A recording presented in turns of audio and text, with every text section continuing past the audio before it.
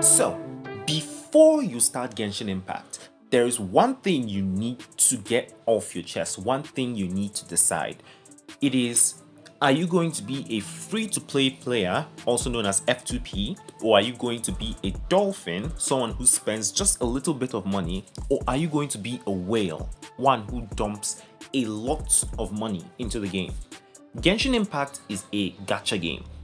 In the simplest terms possible, it is you pay money and you get things at random. You're not really assured of getting these things. Now, one question people ask is, should I be free to play or a whale? What I will say is, be a free to play player first. Get into the game, see whether you enjoy the game. Then when you have built your account and you're at a higher level and you're able to now tackle dungeons and artifacts and get artifacts and all of that, then you can start to decide whether you're moving into getting the welcome pass to become a dolphin, or if you just want to straight up whale for any characters you want. It's a good base, but if you want to start off as a whale, there is no problem. It's just, if you start off as a whale and you don't have enough knowledge about Genshin Impact, you will get overwhelmed with the amount of characters that you have. So I recommend that you start free to play, save up your primo gems. It will make your gameplay a lot smoother and a lot easier. That's just my opinion though. Do what you like, because this is a game and you are meant to enjoy the game. So yeah, once you've decided what kind of a person you're going to be, I need to clarify what kind of playstyle you will have when you play this game. Now, I believe that there are three kinds of playstyles in Genshin Impact. There's the story-driven playstyle, there's the adventure or exploration-driven playstyle, there's the flashy lights-driven playstyle.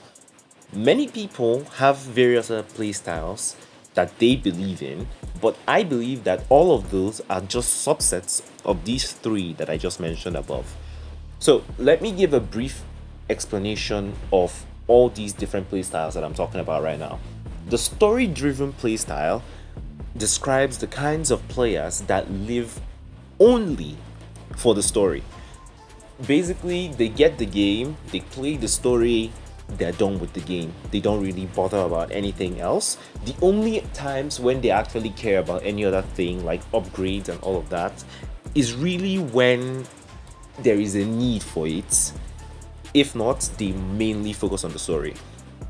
Adventure or exploration driven players are the kinds of people that can actually abandon the story and just spend their time roaming about in the map, looking for various things to do, killing enemies, finding collectibles, discovering hidden areas, all of that. While the flashy lights players are the kinds of people that have every single lethal weapon in the game.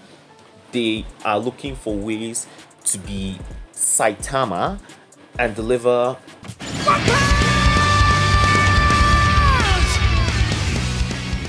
So how do you know what kind of player you are? Now, if you've played other games like Grand Theft Auto, Red Dead Redemption, and some other open world games, even other general games that aren't really open world, and what you focus on mainly is trying to get through the story as much as possible, you don't really bother about anything else. Most of the time you don't even care about using special techniques and all of that. Maybe you just use them once to test them out, and after that you're done with them. You don't really bother about them. Then you most probably are story driven.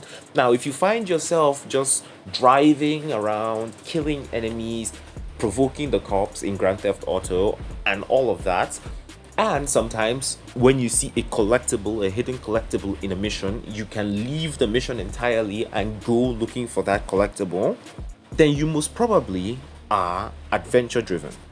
But as for the flashy lights players, I mean, do I really have to explain this? I don't think so. So I'm going to move on. What kind of Genshin player should you be? In Genshin Impact, I recommend that you be a little bit of every kind of player. This is because in Genshin Impact, you're going to be mainly playing the story. Genshin Impact does not have endgame content. By endgame content, I mean things that you can do that really keep you entertained while you're waiting for other contents to come out. In addition to Genshin Impact not having endgame content, for you to be able to unlock a lot of domains and artifact dungeons and be able to proceed into some areas, and for you to be able to level up your characters, you're going to need to progress through the story.